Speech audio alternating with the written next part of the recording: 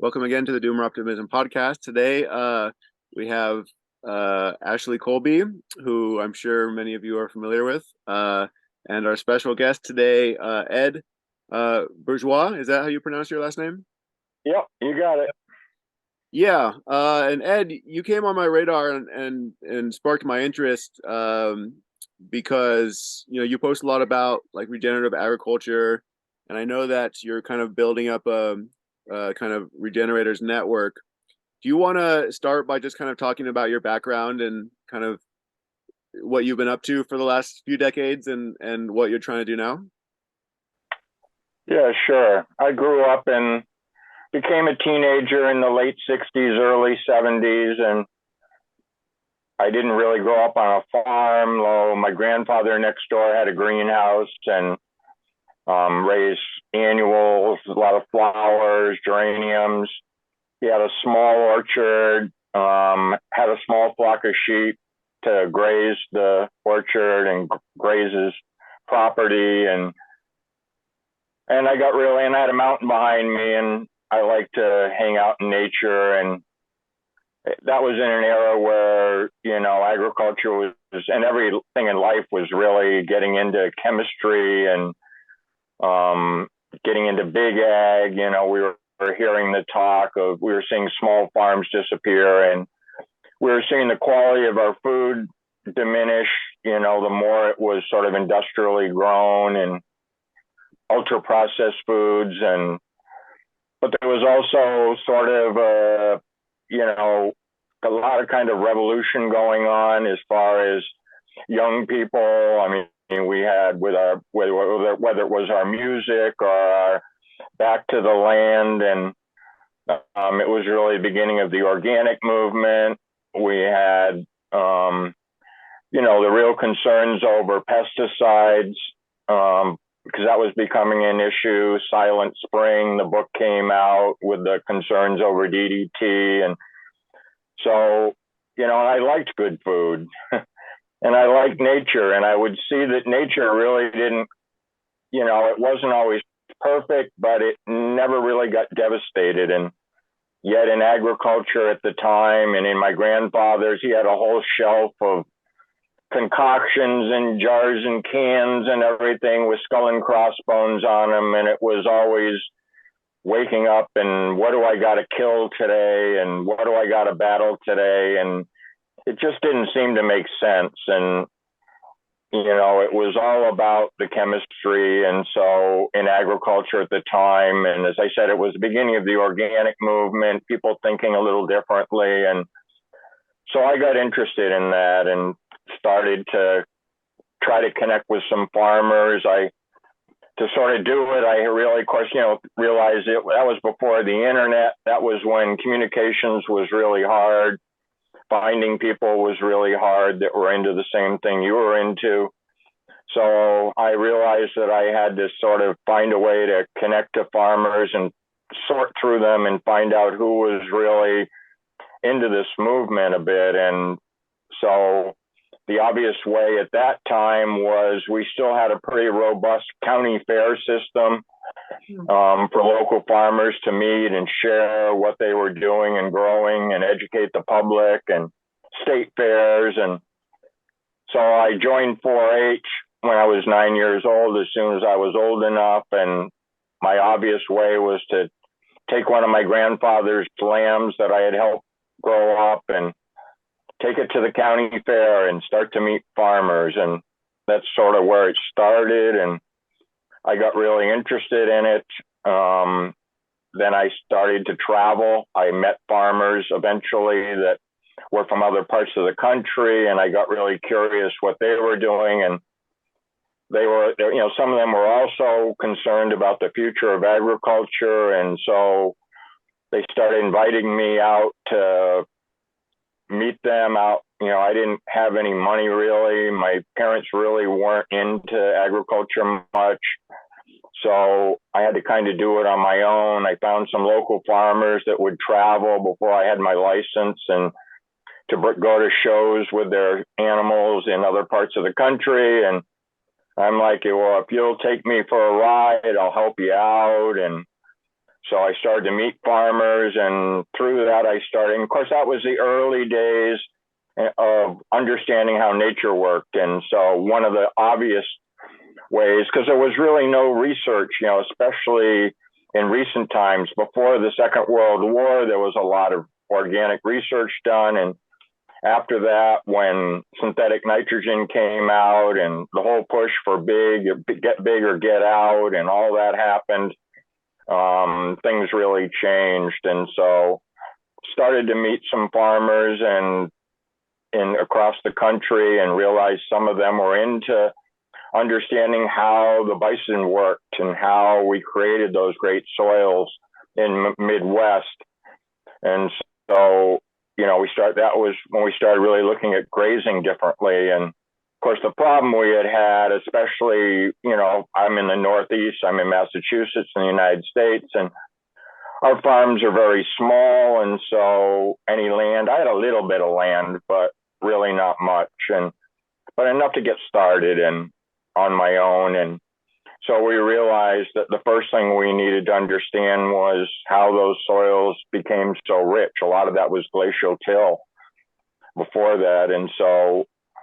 And fortunately at that time, some fencing technology came out. We had high tensile wire, we had the poly fencings and the poly wires, and that gave us an opportunity to where we didn't have large pieces of land. I visited farms out in the West in the mountains, and, they would be grazing hundreds of animals on thousands of acres. And of course they could hire a shepherd or a herdsman to keep them moving. But in New England with a small herd or something, or small flock, we couldn't really do that. So what we were able to finally do, because the cost became a lot better, is being able to mimic the prairie and keep our animals tightly bunched and moving the same way that they had done that, in the prairie. So, and when we started to do that, we realized that there were a lot of advantages to it. We were getting a lot better growth.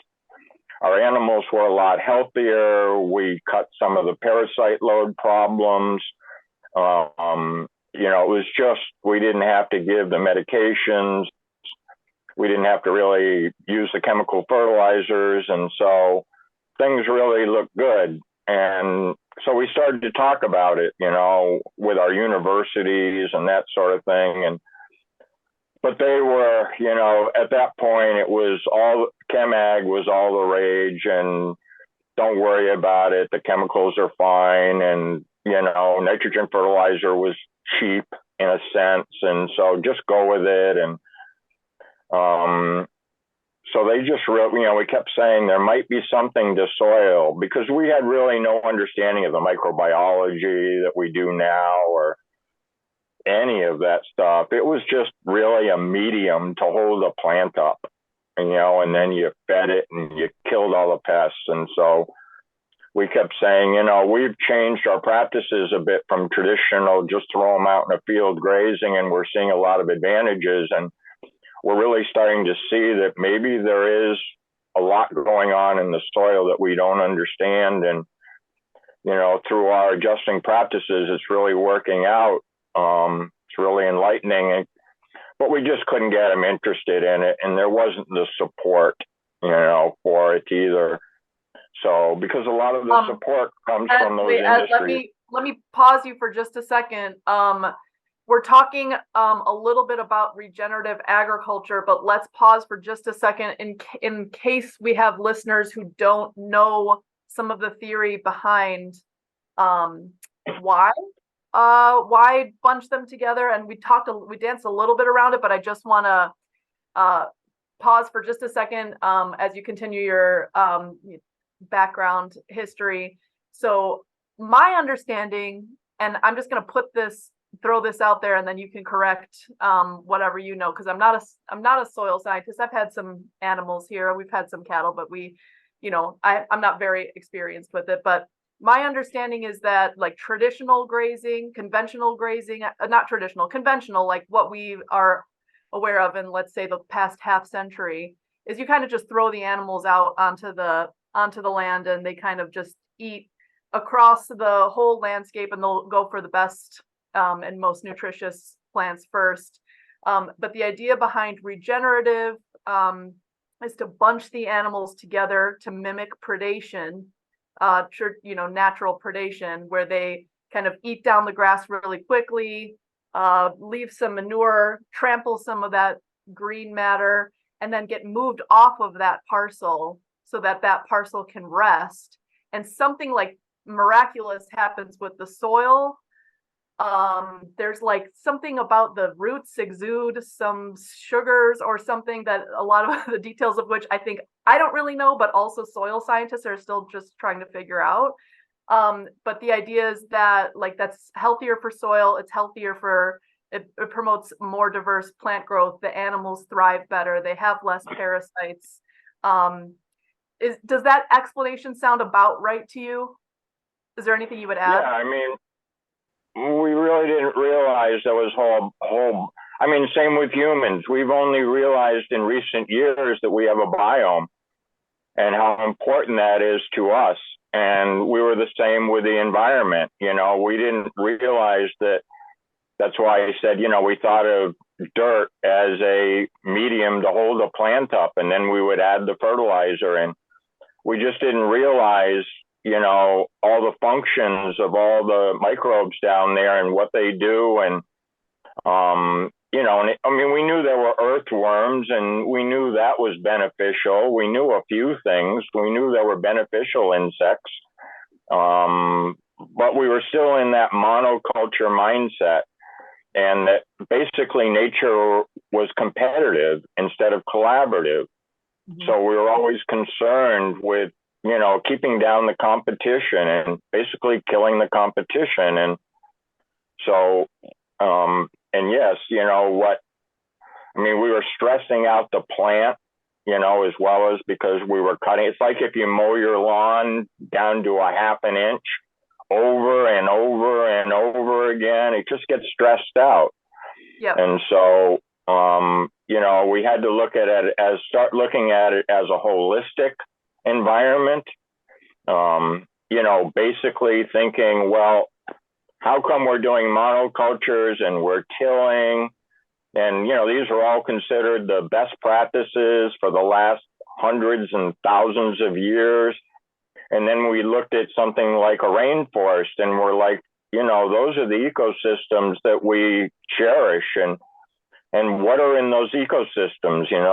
There's a bunch of diversity, and the soil's never bare, and nature wants to keep it covered. And we even realize that in our gardens or on our land, you till it up, and what does nature want to do is throw plants down. And of course they became weeds to us, at the time, but really, are they weeds or are they plants? And why does nature put certain plants down? We started to learn about the secession of soil and secession of ecosystems, from the desert to the old growth forest, that nature wants to keep advancing depending on the environment as much as possible.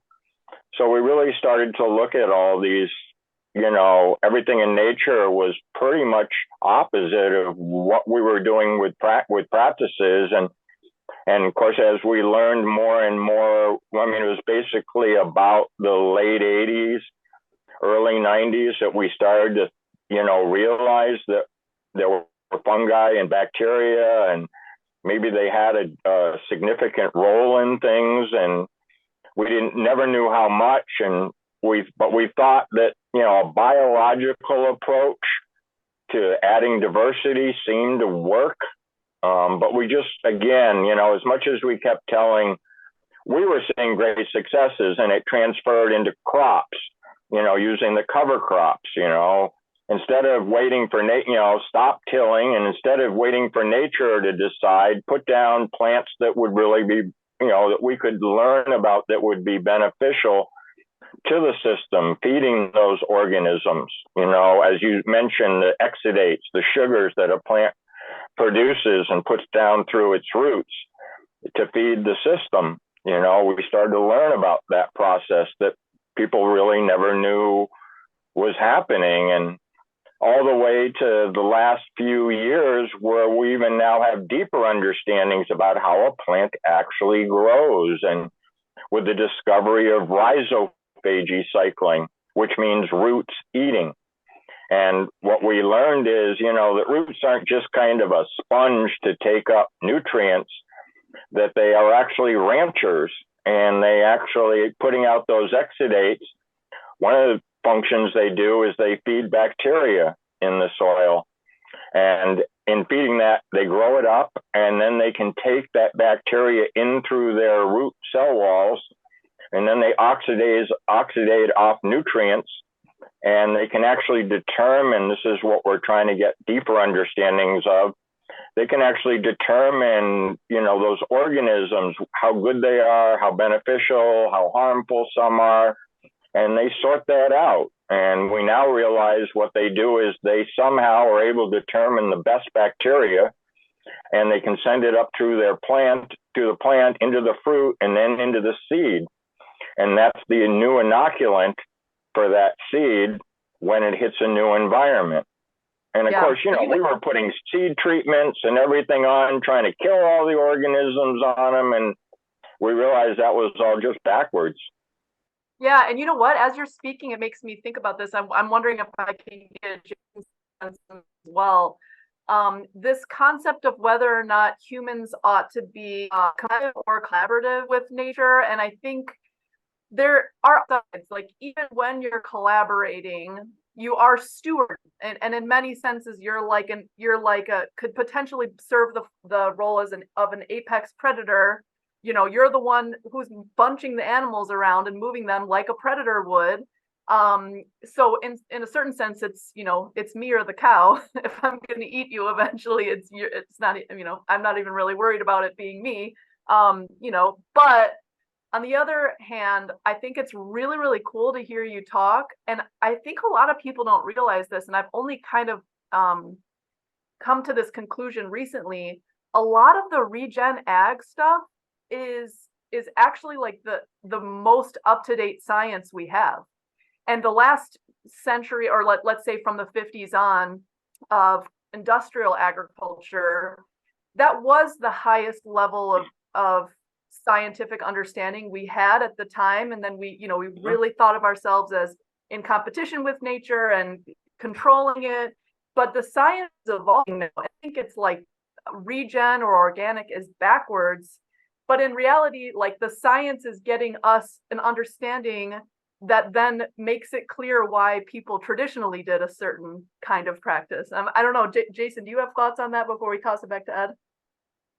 Yeah, no, I think that's right. What we call conventional ag has only been around for a few decades, basically since World War II, maybe a little bit before. People who naturally had to interact with their environment and work through feedbacks had a lot of the same practices that regen ag is developing today in a different context. Like maybe we don't have shepherds anymore. We're using fencing to move animals, but it's similar practices because people didn't have nitrogen fertilizer, didn't have the chemicals, and so they had to discover better practices, even though they didn't understand the science of soil microbiology or what have you. But there was an intuitive understanding of it. So it's interesting that this little blip where we thought we understood the science, but it was really scientism. And it was actually moving away from the actual science of living systems. So it is fascinating. Yeah, and it's just so funny to think because I'm like, sometimes I'm like, I'm a Luddite, I'm against techno-optimism, blah, blah, blah. But in many ways, to be up to date on what's going on with regenerative agriculture is to be up to date with like the most recent science that helps us understand holistically what's going on in ecosystems. And I think a lot of people don't realize that, like, no, this is the most advanced understanding of how to do agriculture. Like this is actually the most scientific, up-to-date understanding. And then you shift your practices based on those, scientific findings. But I think it's just taking time. It always is going to take a lag, but it's funny that in this sense, we actually are like at the cutting edge of science and scientific understanding.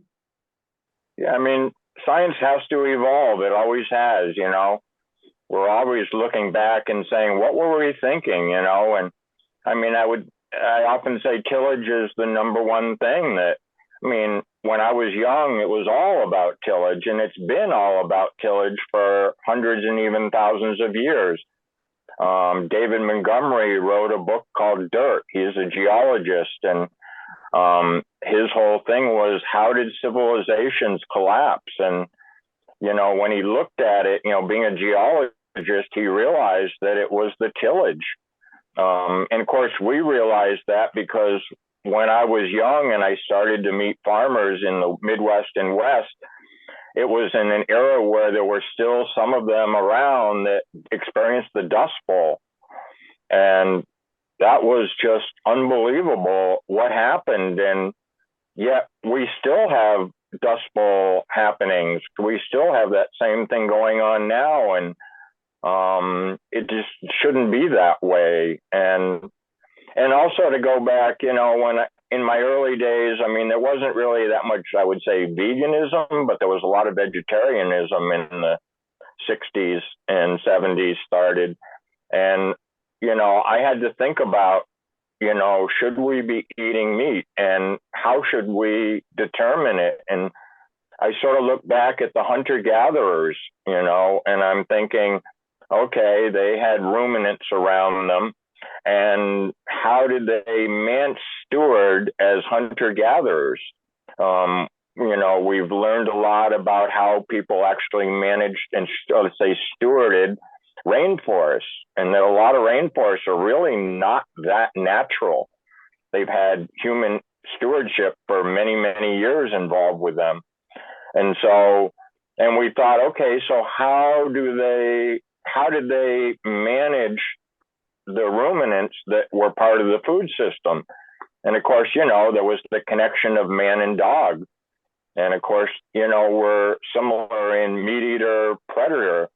And so we realized that, they would do sort of what we do and have always done, is it's the young males that are harvested in the same as in natural environments.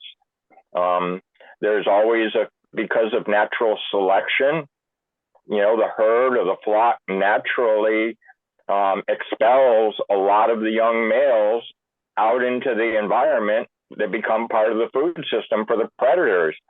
And the strongest ones remain. And so we imagine that the people did the same thing. They're like, we're not going to go after all the females because that won't work.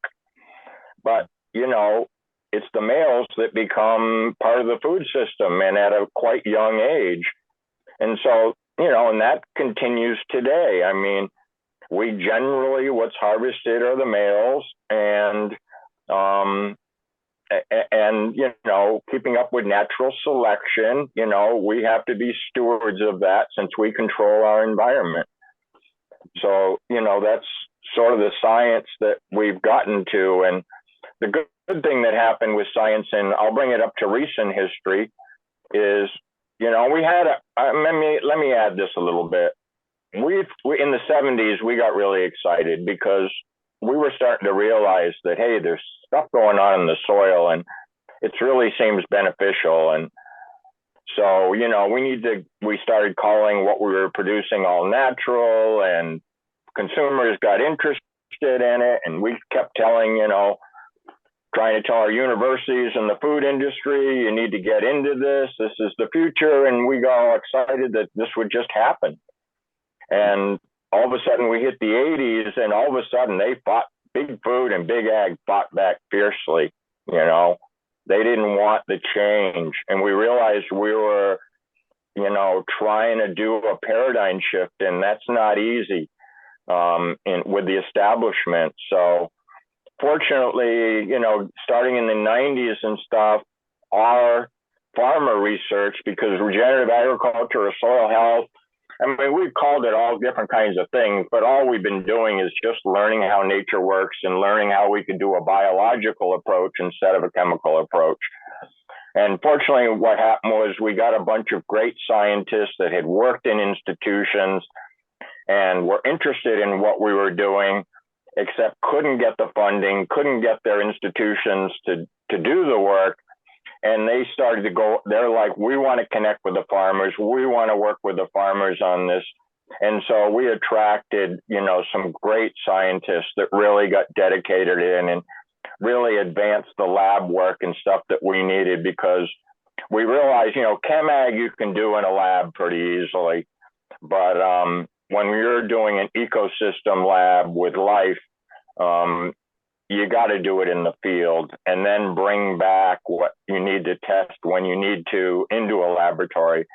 And so that's what we really started to get attention from. And we've been so lucky to have, pretty much across the board, whether they be geologists or entomologists, or now, people that understand the microbiomes and metagenomics and all this, understandings. We've really advanced in the last few years. Yeah, I want to dig more into, because we hear the story a lot. Both Ashley and I are millennials, and we hear the story about, in the 70s, you have the organic agriculture movement, you have the appropriate tech movement, you have writers like Wendell Berry and E.F. Schumacher and many others who are talking about the problems of scale and monocultures. And then something happens in the 80s, we all hear, and the 80s were the decade that we were born in. And sometimes it's been presented as kind of, well, that movement didn't work out, or, or something happened. And now there seems to be kind of a revival, let's just say, a regenerative revival. It's still very small. It's backed by a lot more science, more developed science. Do you see kind of a fundamental difference between, say, the 70s moving into the 80s and now, and signs that the regenerative movement will be more successful? Yeah, I mean, we learned a lot. We learned that just because you have a good idea doesn't mean it can create a paradigm shift. And of course, we learned that. I mean, I often mention somehow we went from Woodstock to discos, and it's like, don't be outside, don't live in nature, don't do that sort of thing. Come indoors and we'll entice you with lights and loud music and cocaine and whatever, and, and then they cut off a lot of funding. They realized that anybody at universities or stuff or institutions or what that were interested maybe in studying this a little bit. We lost a lot of our extension agents that we used to, they were actually extension agents, which meant we would trade ideas back and forth. And then they switched it to extension educators. So then the people in extension that were learning, and you got to realize all those people were taught about chemical agriculture. You need to take a chemical test, realize what you were lacking, where the gaps are, and apply it. And so the 80s were just tough, and then in the early 90s it started to catch up again. And because the problem was still there, food was still getting worse, our health was getting worse, our environment was getting worse, we were getting algae blooms, all the problems kept happening. And we got a new generation of young people too that started to get concerned. And so, and it was also a time when I noticed a lot of the larger farms started to get interested in this, the medium and larger scale in real ag country. And because, they were being basically forced out, the higher costs of inputs, and you had to get bigger and bigger or get out. And so, and they just couldn't afford, and the commodity markets getting manipulated, and bigger control over the supply chain and processing. And so we just, we lost our local food. In the early 90s, I did a project in my area to get that back functioning again, getting infrastructure back, getting processing back. making the public aware again about why you want local food, the benefits of healthy food. And as I said, the larger and medium and larger scale farms really started to get into this. And it was actually them that really have advanced the science and practices, because they had a lot to lose and they were spending a lot of money on these inputs. When we talk about fighting, the big ag input industries, the chem industries and everything, people have been trying to fight them ever since Silent Spring. But we don't get anywhere. And of course, then they keep controlling the narrative, the research and everything. But the thing that's happened is, a lot of these farms with hundreds and thousands of acres were spending an incredible amount of money to these corporations, to keep them going. And now with our knowledge and working with nature right, that has dramatically dropped to the point of some that used to give hundreds of thousands and even millions are really needing none of that anymore. So what's happening is we can't beat that system down or stop it. Can't just tell their shareholders at Bear or something, why don't you just pack up and take the loss and go home? So, what we're kind of doing is we're starving them out a bit because we're just not buying the products, and we have an alternative now. So that's what's real. And, it's, as I say, it's those farmers now that are doing the most advanced, cover crop research. What are the cover crops? What crop needs to follow another crop to keep that functioning going and maxing it out? It's been those farmers that have created like the Haney soil test, which is the first soil test that really looks at biological functioning instead of chemistry. Because if you're doing a biological system and you're just testing the chemistry, you have no idea what your biological functioning is that's benefiting your system. And so we had to change that. And then we were always concerned about, from the very beginning, as I mentioned, we had, what's the nutrient density of our food? I remember in the 70s or late 60s is when they came out with the first, I called them cello pack tomatoes. You got this little plastic tray with these small to medium, hardly any color, no taste tomatoes. And they didn't taste like anything. And we realized that, taste probably has something to do with nutrition. Right. But again, when we ask the universities, if we grow something, with biology and organically and all that, is it more nutrient dense and a bigger spectrum than if we do it commercially? And they said, no, it's all the same. And we just couldn't buy that. So we had to. You know what? Sorry, go ahead. We had to do that. Okay, so what you're talking about really makes me think about one of the conversations we keep having on this podcast is, let me clarify a little bit about what I was saying about science earlier. I do think that there's kind of like two approaches to this. There's one that's like completely devoid of connection with the actual like material reality. No one's doing any field work. They're just measuring like the efficiency, the number of calories per acre, not worrying about the holistic nutrition of those calories. And that kind of science really leads to this idea that like, let's just maximize on some parameter like calories, as opposed to like maximizing on the holistic, biology, biodiversity, nutrition, and all of these other things. Then there's another kind of science, which is what we were talking about earlier, like this, what I think is this really where we're at the cutting edge, which is holistic in nature, which does look at multiple parameters, which is in the field and actually observing things, and especially longitudinally through time.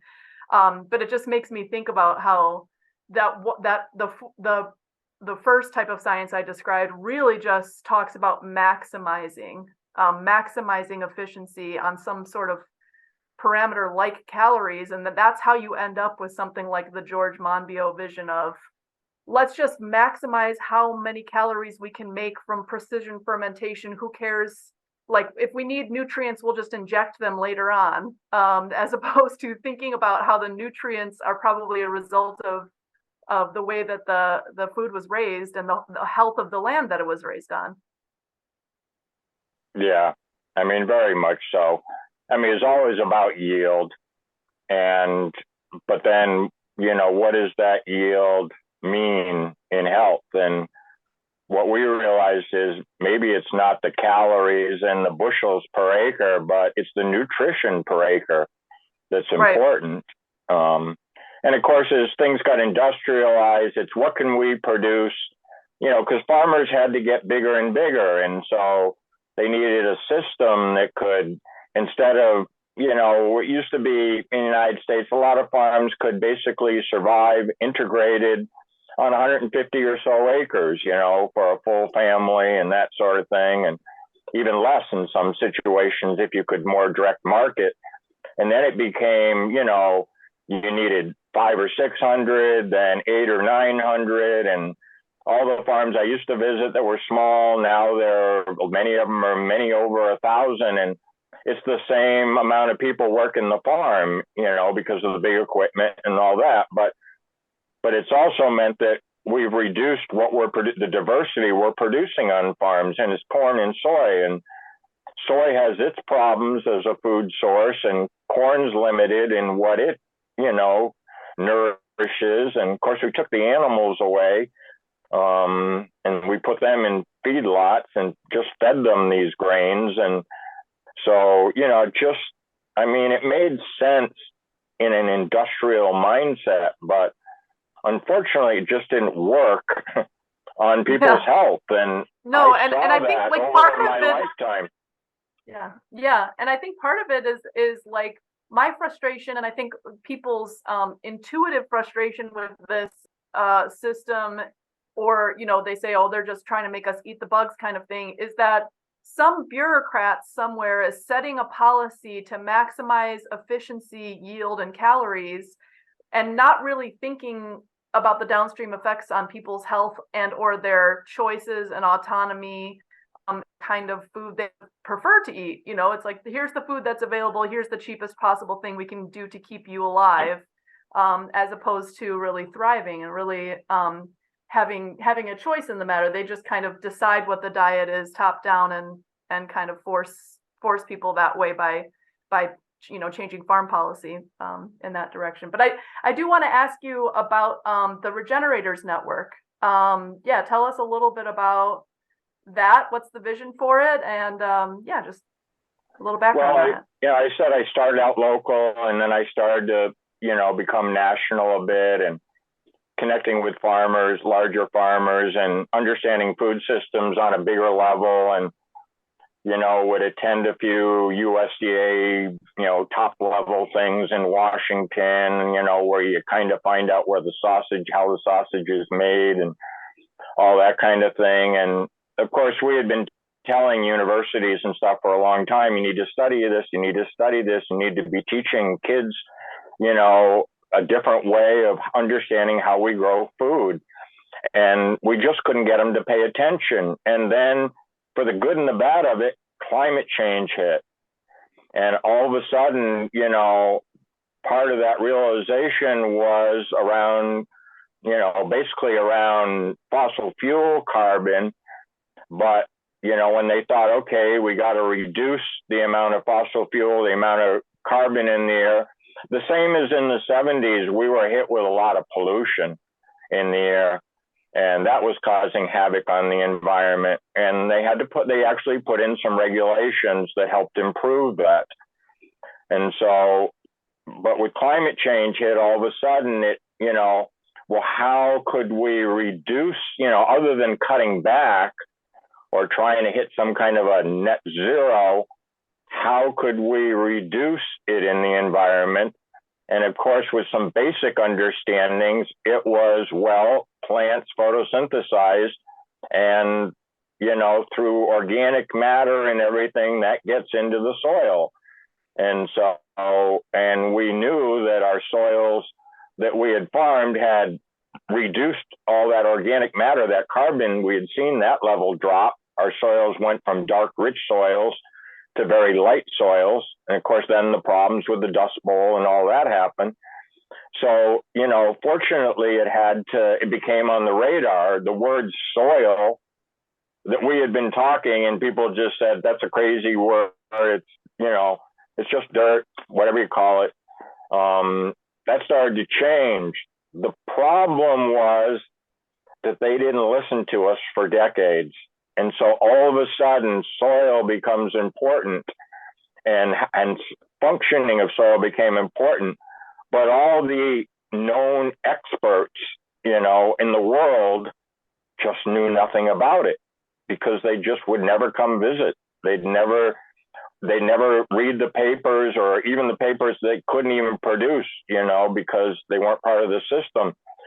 And so they had to well, how can we we can't look stupid in this. So, I think that's how the carbon credit market happened. Other kind of crazy approaches to it. And they're thinking, well, that's a good way for, because a lot of these people are supported by industries. So if industries are going to look good, and if they can't cut down their fossil fuel use, then we'll create these carbon credits. And the only way we can think of sort of, where that money would need to go, it would be to farmers, except really in the system, it was that old trickle down economics. And we saw in the reality of it that nothing was really going to trickle down to do much good. Plus, we knew how carbon cycling really worked and how water cycling worked. And to measure that and consider it we put carbon in the soil that is going to be permanent, and isn't going to change. And we knew that isn't the way nature works. It's a cycling system. And if we are great stewards, we can build that system and we can add to that carbon, but it's still often in flux. And to measure it properly and everything, because they didn't understand how the system worked. So we knew that was impossible. That's why, really very, very few regenerative farmers wanted to get involved with that, because it wasn't going to work. And so to get to my Regenerators network concept is when climate change hit and the Paris Accord and all that, I had to look globally to the system. And so I started, fortunately we had the internet. And so I was able to attend, I couldn't afford to travel. I mean, if you think a farmer's poor, try being one that just, because I didn't have much of a farm, I had to basically, I wasn't making any money on it. I was using it just for research. So I had to go sort of independent to sort of study this food system. And, I've studied how are we improving in the science and practices, and then how do we get this into the system? And it needs to be global. And so I started attending a lot of global meetings around soil, around climate change. And, they would invite the top scientists in from the top universities, and they'd start talking about soil and all this. And it was like, oh my God, they have no understanding of this. And they certainly didn't have the mindset. I mean, one of the big things is it's a paradigm shift. So you have to think opposite, Again, we're going to be collaborative with nature, not competitive. We're not going to till. We're going to add diversity. We were going 180 degrees from everything they had ever been taught. And of course, if you're a prestigious scientist and all of a sudden you're telling people all the things I've been telling you for the last 20 years are probably wrong and probably the opposite. That was hard. So, I just realized we have a problem of advancing this and what we've had to do, farmers realize that we're the ones that know this stuff. We're the ones that know the science, and we're the ones that know how to transition the practices. So that's why the movement has advanced through farmer-to-farmer collaborations. And that's the way farmers have always worked. We've always learned from our neighbors. We've always learned from other friends. And so, but how are we going to do that on a global level, because that, you know, there were farmers around the world all working on this, but, you know, far too few. And in the United States, the same way. I mean, just far too few of us to be able to really spread it. And it's not like just kind of putting somebody through a course.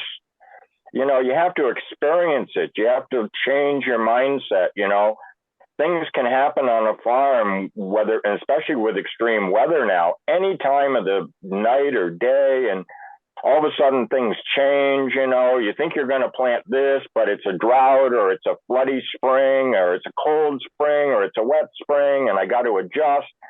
And so, you know, if you're going to transition, then you've got to really have mentors around that you can communicate with. And so what I realized was because I'm a little older and I have been on the internet before, I realized that social media became a problem, because before social media really hit in the, let's say, 2006, 7, 8 era, before that, the internet was a lot less corporate, a lot less controlled. We communicated with open source platforms. If we were interested in a topic and wanted to work together, you would get a website. They had open source platforms that you could design your site the way you wanted to, you know, put it on a domain, bring people together. It wasn't just a single thread. It wasn't just social media. It was actually ability to be, you know, constructive and creative together. It wasn't complicated. It was more, all those platforms were sort of designed like a book, like people were used to.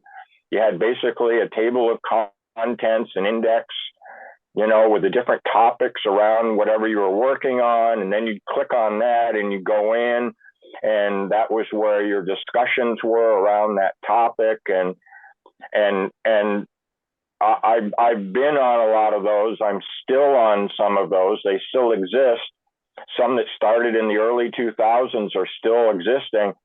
And the thing is, they're very productive and they're very active, unlike what I find today. Even when you go to like a Discord or something like that. I mean, I've done work with coffee growing, and, you know, that's how the specialty coffee industry really created, with the young people doing it, you know, direct trade, handling coffee better, roasting it better, all those sort of things.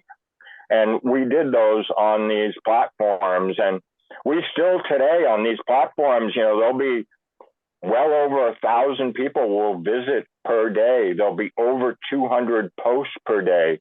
There'll be topics of discussion that will go on for days, weeks, months, even years as we work on them and develop them.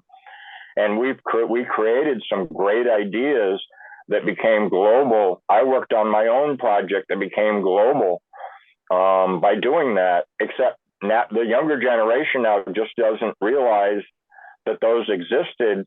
And I think we have a different idea about communication. You know, it's kind of like Twitter taught us to 140 characters. Good morning.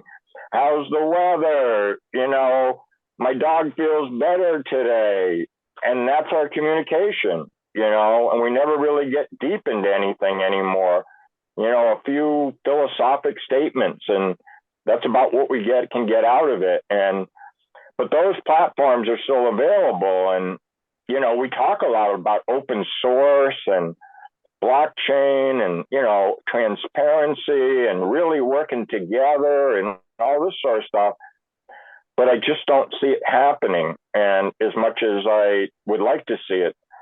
And I think it's a lot because a lot of the platform designs and everything, and the battles over, you know, Twitter and X and Facebooks and Zuckerbergs, and what are they stealing our data, and they're trolling us, and there's bots, and there's, you know, all this stuff that, you know, once in a while we would get somebody into one of our open source platforms and they just want to argue all the time, or, you know, they come in with crazy ideas that had no sense. And we just worked that out, you know, but we didn't have it's kind of turned, I think that social media in a way has turned people off, and maybe intentionally, from being grassroots creative.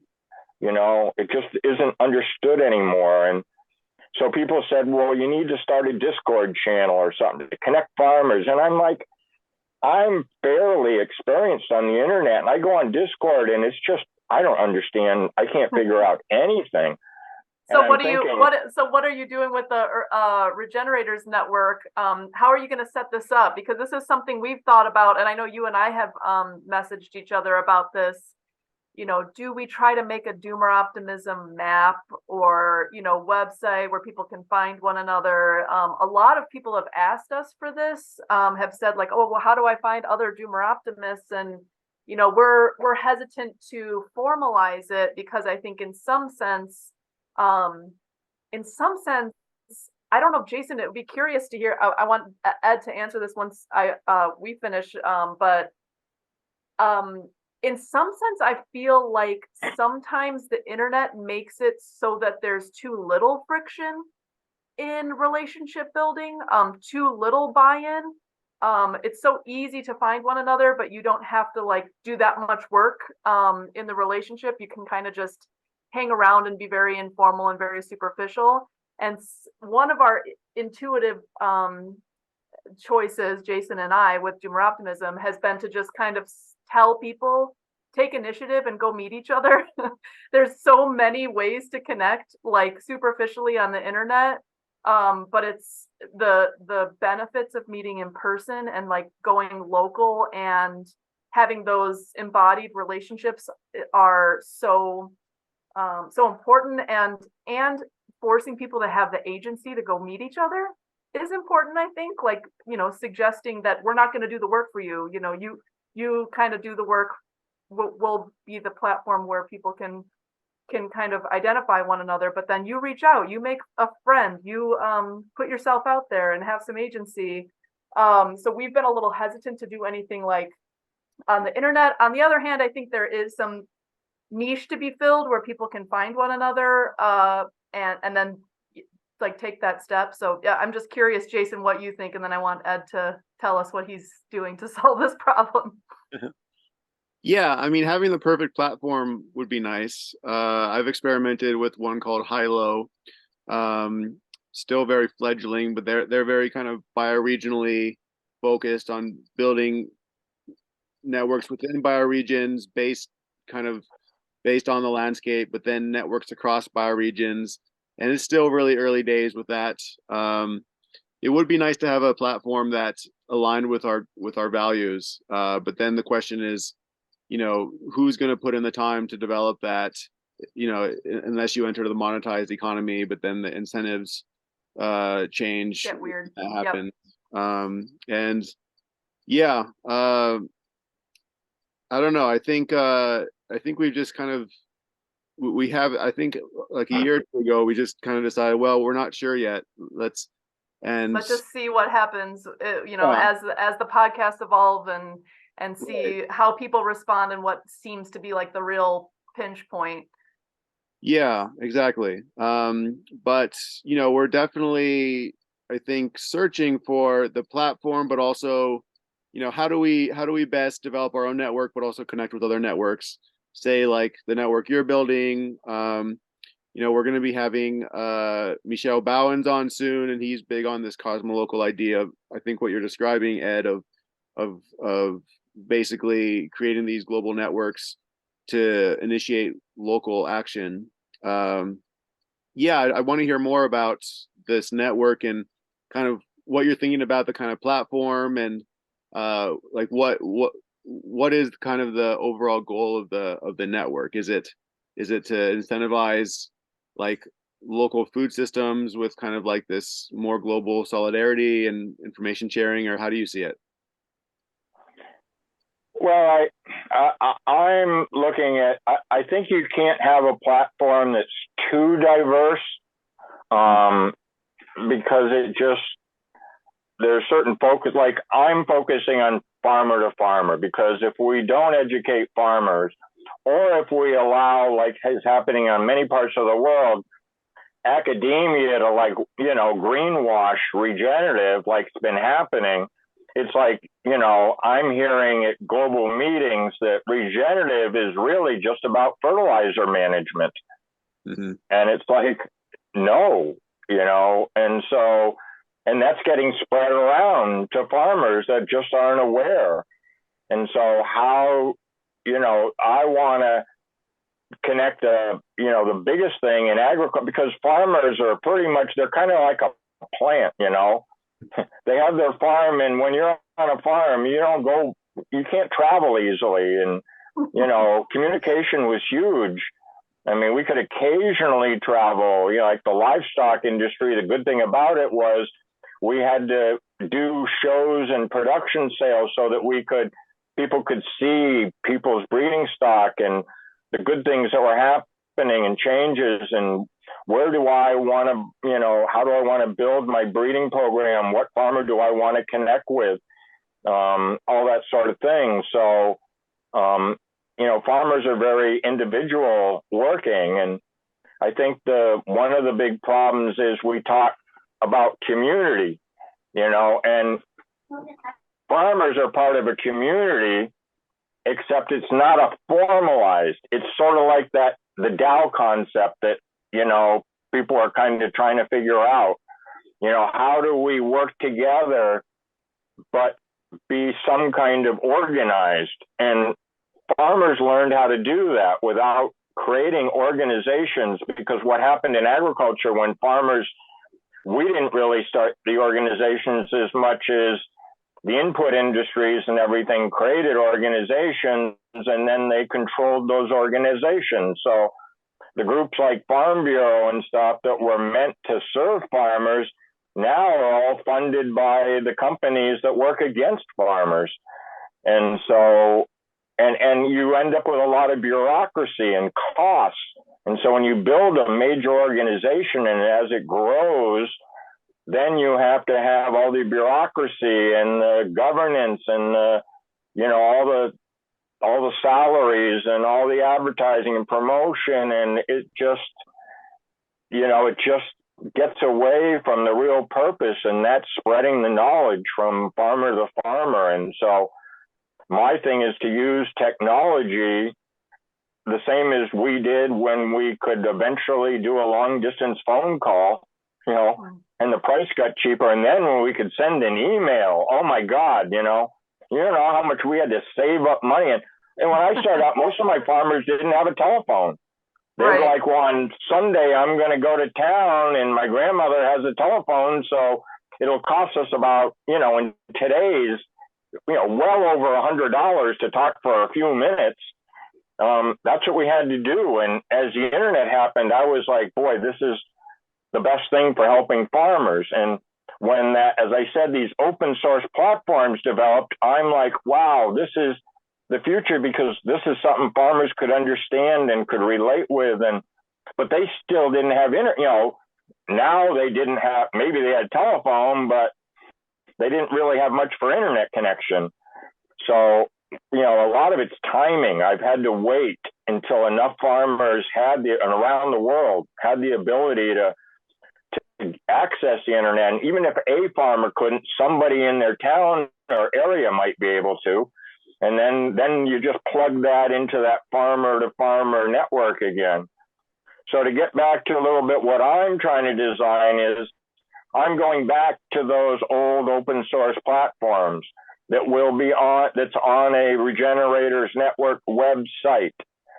And it's going to mimic, because that, first of all, makes the farmer feel a lot more comfortable, because they know the problems they hear about, whatever you call it, the greater internet or whatever.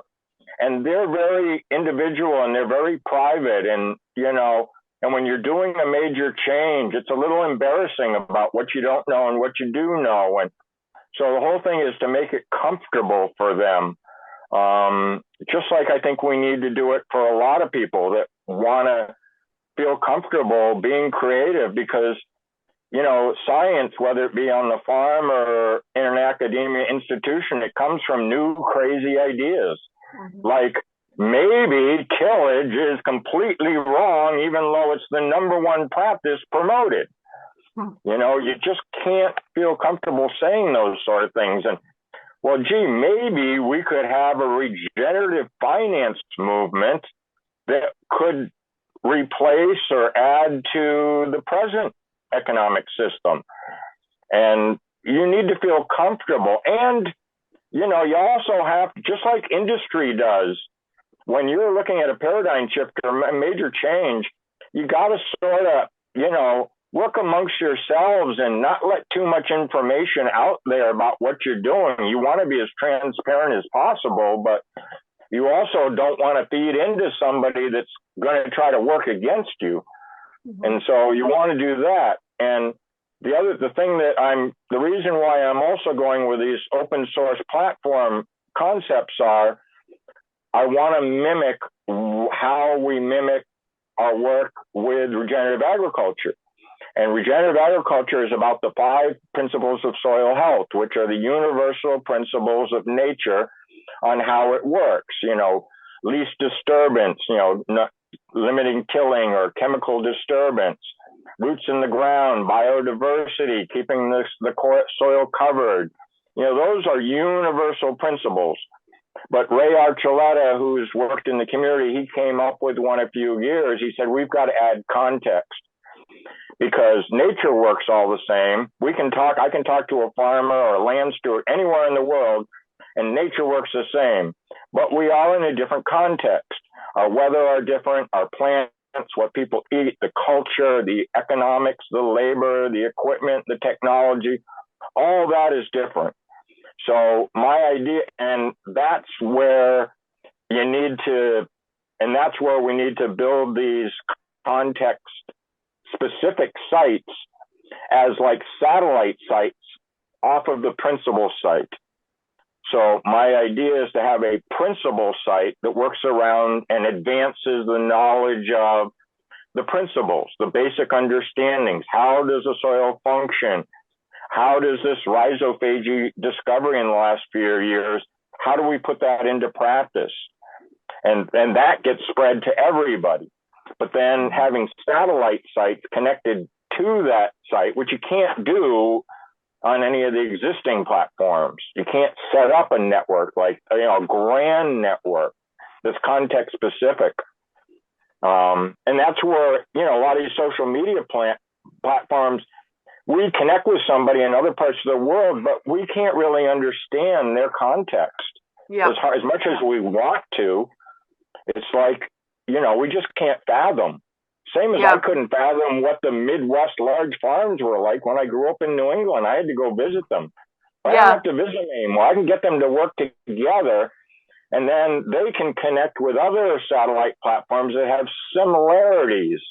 You know, they're all in an arid and, you know, they have those principal similarities. We're all in an arid climate. We all only get seasonal rain. So how do we, you know, same as back in that coffee movement, we had different coffee platforms in Australia and Europe and the United States.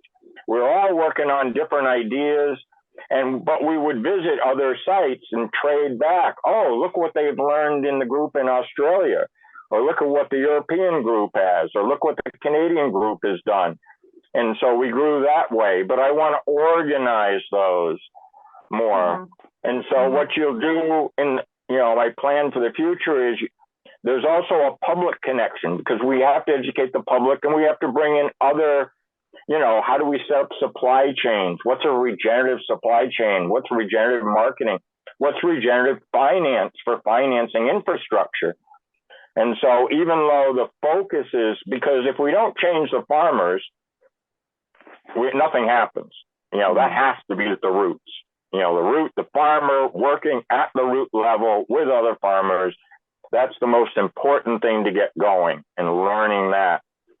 So, and those will be fairly, you know, it's intended for farmers that are, or land stewards, and some scientists and whatever that are, you know, working directly with farmers.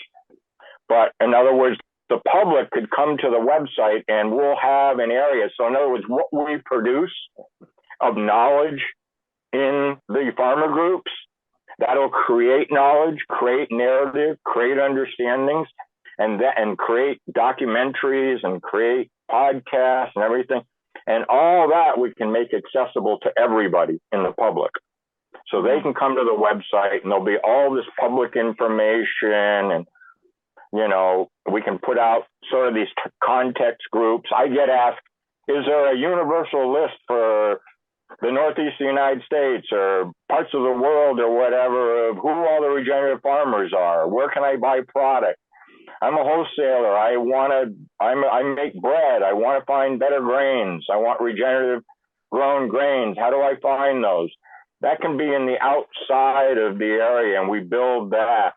And groups like your group or people that are doing something like in regenerative finance or, you know, infrastructure or anything, they could consider doing the same thing as this group that's going to be more farmer-based and educating that and tie that in. And I think eventually I'd like to see communications online be much more open source, much more controlled by the people, and in all aspects, whether it be in the food and environment system, but in the finance system, in distribution and storage and innovation. You know, we have all kinds of innovation ideas that we need technology for. That, you know, we're totally for technology. It needs to be appropriate.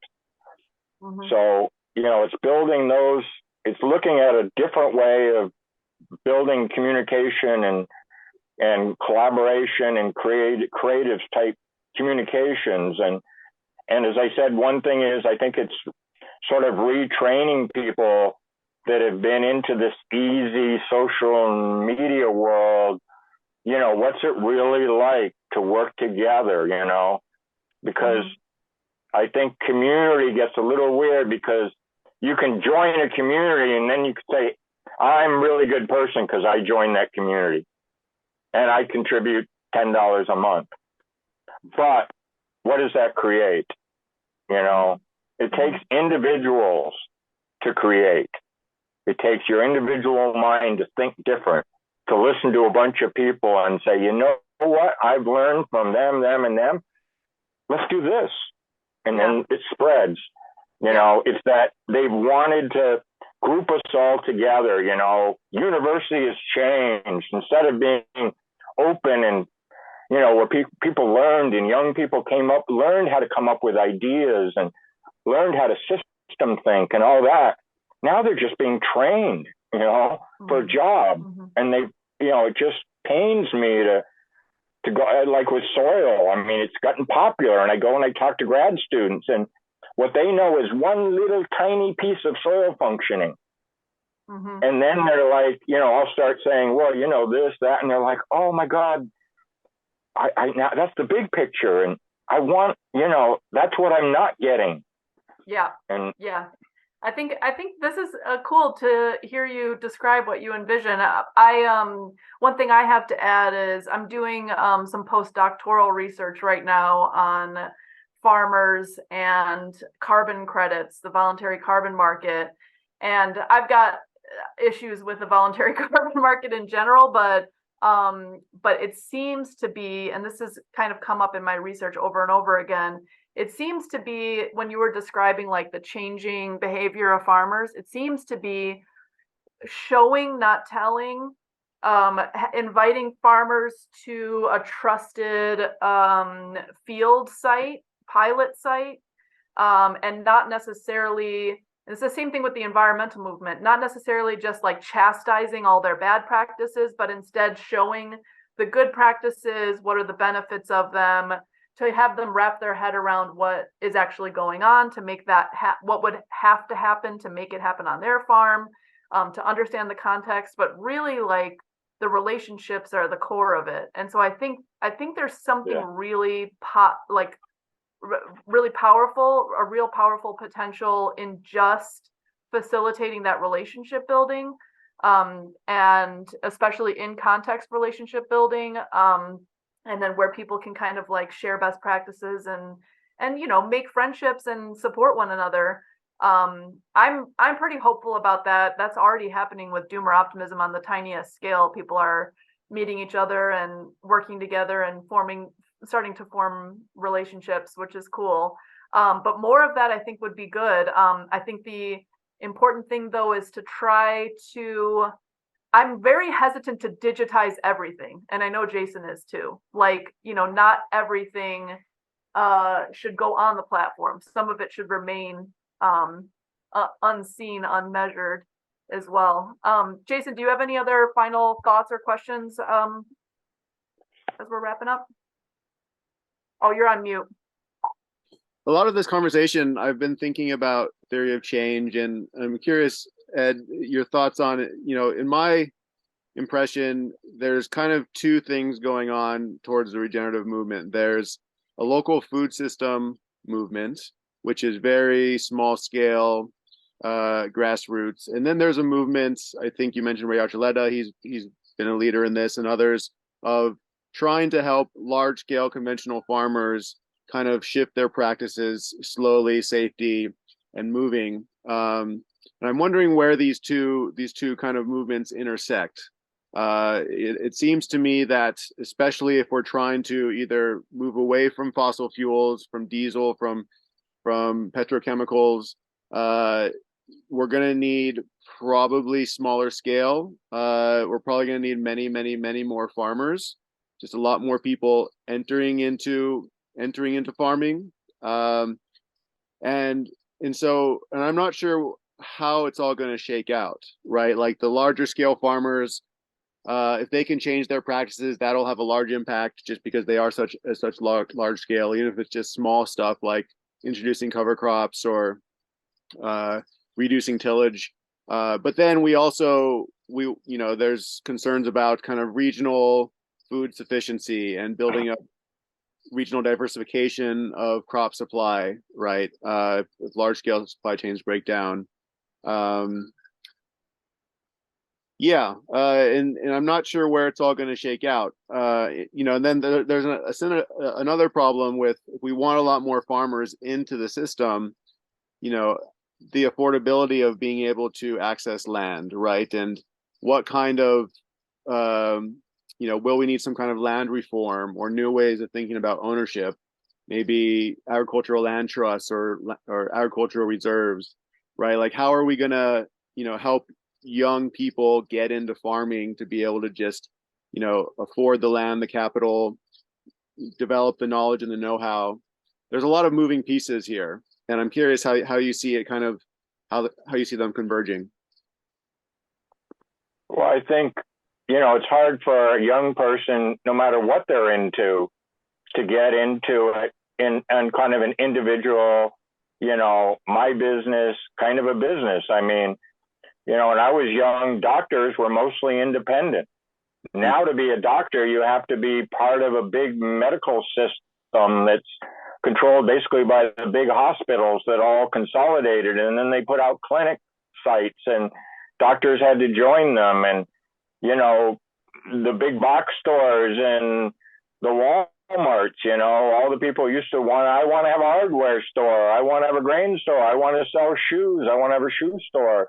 We've lost that or I want to have a restaurant, and I want to serve local food.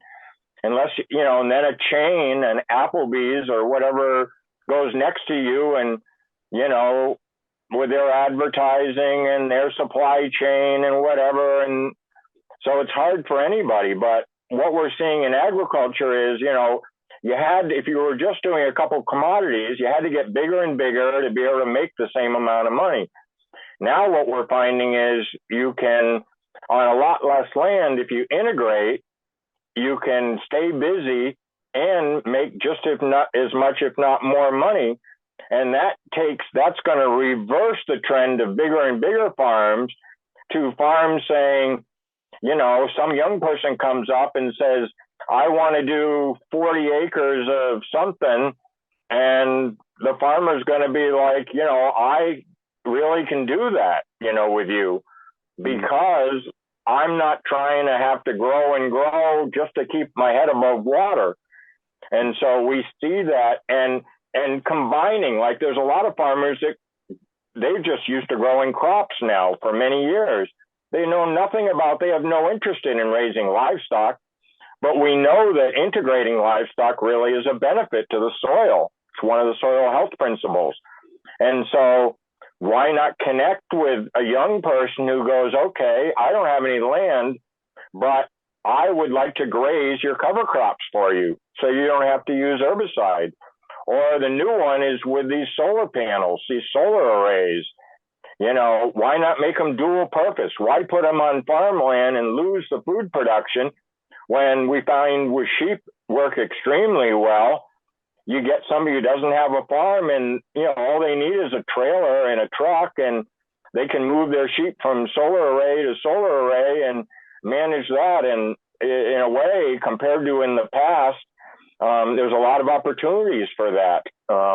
Plus, you have a lot of farms that, you know, the age of a farmer has always been high because, you know, it's owned by a family. Until that older person dies, then it goes down to a younger person in the family. So, but, you know, a lot of these old farmers now, you know, no longer can do the work and have been renting it out to somebody else. They're like, if you're a young person, you're like, you know, I know your soil is bad and all this, and I've learned how to do that, and offer to me to lease instead of the big farm down the road or something. And, you know, lots of opportunities there. So I think I think it's going to happen. I think that's what regenerative finance is about, or decentralizing the finance system so that we can get finance into local systems. But we need the big farms too, and because they can do this too with technology, because we still got cities that are going to have millions of people in them, and a bunch of small farms around that city isn't going to necessarily be able to serve that either. And around the world with gaps in food, especially if we have different climate problems. And climate change has really, as bad as it is, has really helped in the transition because, you know, if you're a farmer in a farming community where everybody farms traditionally or conventionally for many, many years, and all of a sudden you're the wacky guy who isn't doing this the same, and you go into a coffee shop, everybody starts looking at you like, hey, what are you doing? Why are you rocking the boat? You know?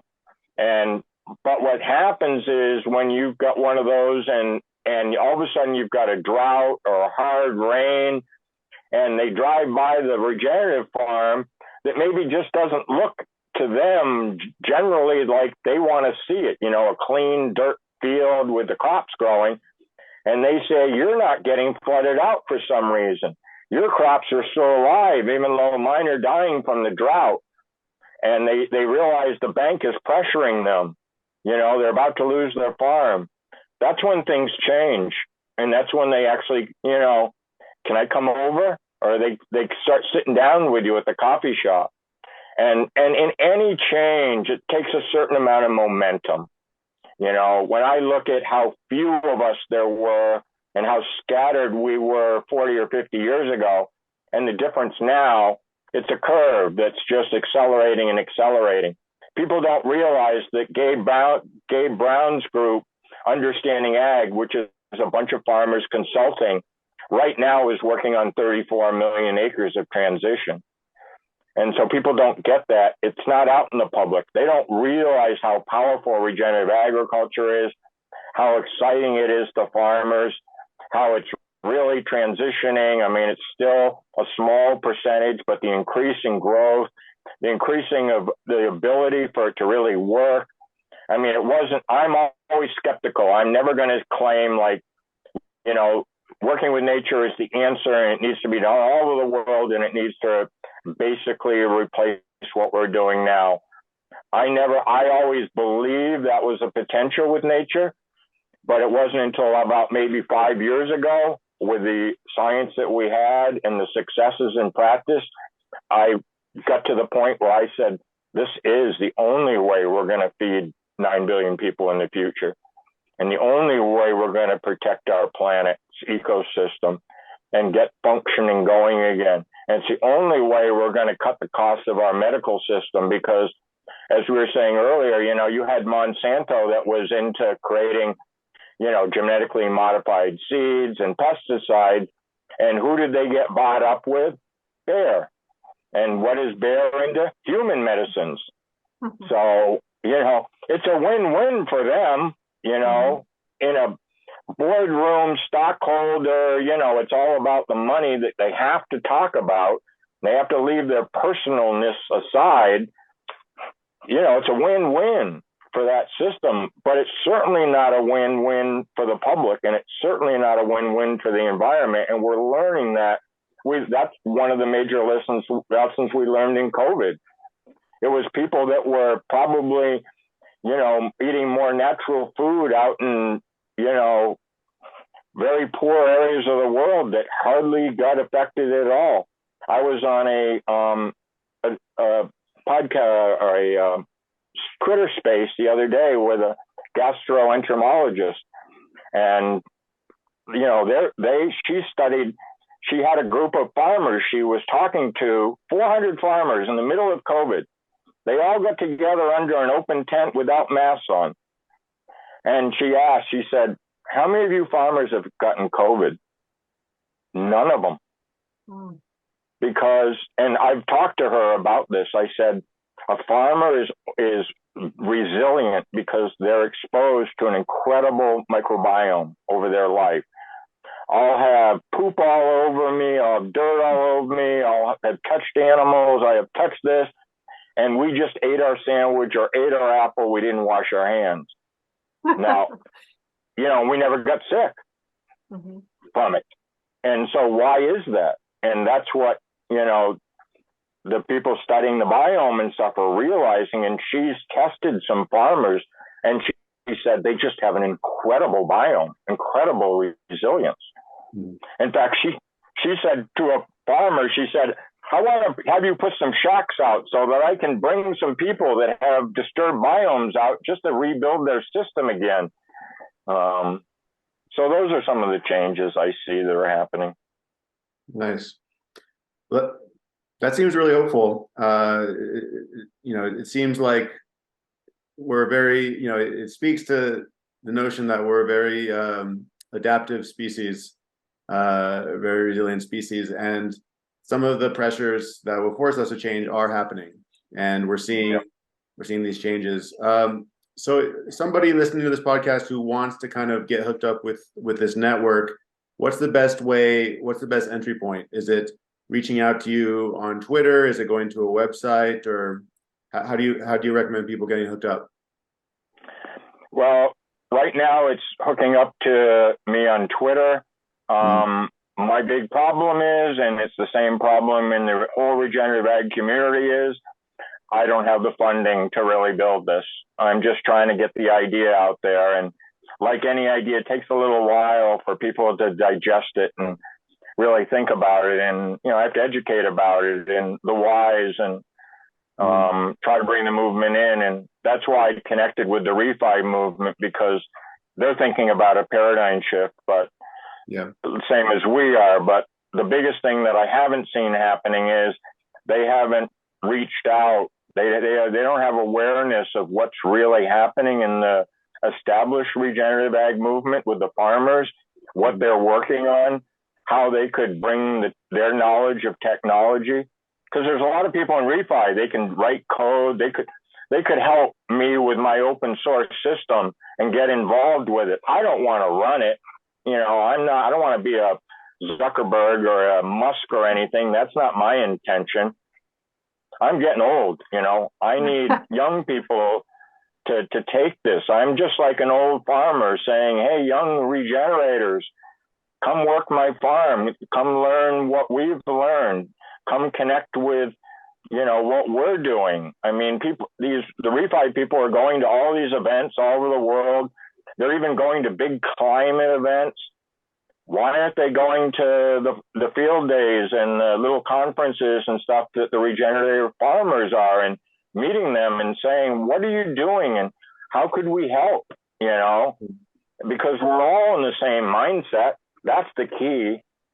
It's the same mindset, but of course, a lot of people are brought up, you go to the leading institutions or the leading academia, because that's where it all happens and that's where new ideas come from. And that's really not the case, I don't think. And if, we need to change those institutions again back to, being more people based. And so that's, the biggest thing I'm trying to do is connect and try to find some support and to build this out, try to do it. I have to have a certain amount of momentum to get the thing going. I can't have it too small because, then the people early, they'll get bored and whatever. So, I need other people to think about it. I need young minds that how you learn to connect and how you work and how you think about things. And this needs to be a really collaborative effort, but in a similar mindset that I think that we're all trying to do, the same as the 60s and 70s, it's, we need to get out of the discos, out of the big convention center meetings, all that kind of stuff, and let's get in an environment where we can really clearly think and we can clearly learn and we can use observation. I think anything change, the biggest change in farming and with the regenerative is it's all about observation. It's all about learning from our environment, observing and listening and talking and searching for better ideas, better understandings. And I appreciate so much having me on this and look forward in the future. Thanks so much, Ed. No more self-indulgent hippie stuff. We have to, if you're going to be a hippie, it's got to be one of the tough ones who like does work and can live rough and that kind of hippie. That's it. From now on, no more self-indulgent environmentalism either. I had I grew up in Massachusetts. We were really one of the early areas, music, Arlo Guthrie lived right near me and all that sort of thing. And as I said, a lot of the back to the land, the commune farms, the hippie agriculture, I was interested in that. I was really impressed with young people getting into it, and I had the long hair and I wore the bell bottoms and I knew who the Beatles were and I liked their music, but I wanted to be more serious about it. That's why I started meeting with the people that weren't like me, that were the conventional farmers. Yep. And farmers coming from a different perspective in different parts of the country. And, realizing it. I mean, in my area, everybody said, you're going to go out and with those rednecks, and I went, and I was a little concerned, I got long hair. What are they going to do to me, And I get out there and I'm telling them what I'm into and why I'm into it. And they were just wonderful. They didn't care, that my politics, the length of my hair didn't matter. It was actually worse when they would come visit me in Amherst and we'd go out to have something to eat and they'd have a farmer hat on and wearing bibs and red neck because they were on the tractor. And it's like, who the hell are you hanging out with now? And it was like, oh my God, if you only realized, Yeah. Well, Jason's facing that right now in Appalachia with his long hair. He's a lot of people have long hair in Appalachia. Even even the rednecks. The rednecks have long hair. Okay, good. And all right, good. That's why I survived too, because supposedly there was a show called Hee Haw on television. It was a very country oriented show, and supposedly there was a pair of brothers that were on Hee Haw that had long hair, and so that's where I kind of got away with things. Oh, I think he's actually on Hee Haw, so he's not one of those. He's not one of those Yankee hippies. He's a country hippie. So nice. Okay. Good. Okay, cool. Yeah, I love it. Yeah,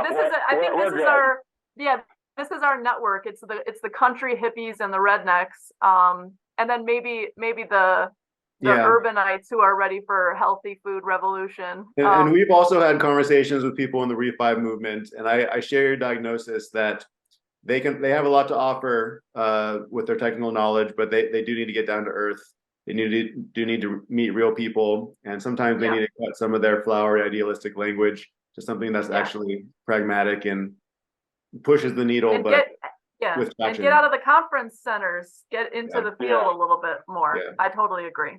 Okay, Ed, I will let you go. Thank you so much. Hopefully we can mutually support one another, and it was great. This is great. Meet finally. This is great, Ed. I really appreciate your kind of depth of experience and depth of knowledge, and it's great to be able to link up with you. And I'd love to also, if you want to use this platform to, have conversations with people in your network, I want to make it open to that as well. We're trying to branch out through kind of peer-to-peer as well. So reach out to us if you feel like, you need a platform to host a conversation or something. And if you're interested, and you know what, I'm sure that we're probably beyond the recording part, but if we've been thinking for a while about trying to get like Gabe Brown or Ray Archuleta or any of those guys.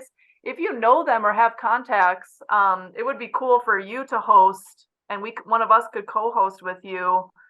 Just asking about the current state of regen ag and kind of getting those numbers and figuring out what's going on the ground. That would be really cool. And we've been talking about that for a while, but we never have gotten it. Gabe was part of the Kiss the Ground documentary that came out a few years ago. And now there's a new one coming out in September called Common Ground.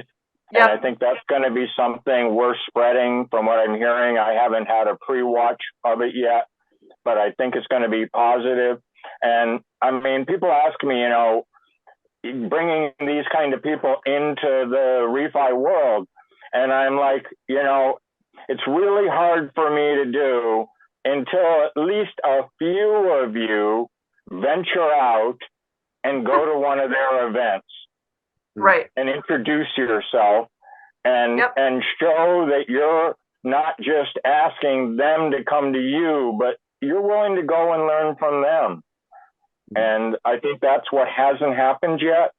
And it's really, and I think once you do a little of that, get together with them and just be like I was when I went to the Midwest, and I thought, well, they're not going to want to listen to me because I didn't grow up on a farm. I don't have dirt under my fingernails. I talk a little different because I went to a fancy university and whatever, and they aren't going to care, and they're going to be weird with me, and we need to stick within our own little communities where we feel comfortable. You got to get over that. These people care. You'll love them. You'll love the events. You'll love the food. You'll love the conversation. You'll make friends for life. And then we can really, then I can much more, because they'll know why you're there. I mean, they don't know what refi is or any of this movement. Right. So if I could call Gabe Brown and say, I want you to come on one of these, but it'd be like, come on what? With who? Yeah. Why? Yeah. What are they doing? Yeah. We gotta build some bridge, Yeah. It's just like I'm coming on and spaces and talking to Gitcoin people and Regen Network people and everything. You need to do the same thing. And it hasn't happened yet. Yep. And what generally happens is you connect with some kind of earthy, crunchy climate organization, but you're not connecting with the roots of it, which is the real farmers doing the real work. Totally. All right, I got to run, but Ed, thank you so much for your time. And you have a great one. Thanks, Thank everyone. Great conversation. All right. Bye-bye. Bye.